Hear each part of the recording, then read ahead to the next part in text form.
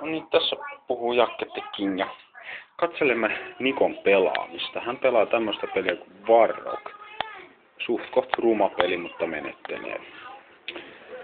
Hän on muuten kyllä aika pyöreäpäinehkö munapää.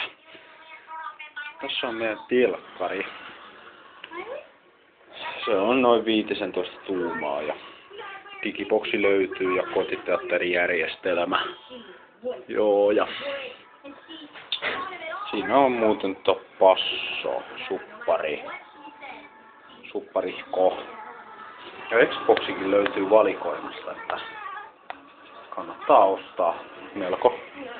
Melko hyvä pelikonsoli maan päällä. Sitten näistä internettiyhteyksistä, nämä on ihan hyvät. Toisinaan kyllä aika kalliit, mutta kai sitä pystyy sitten maksamaan.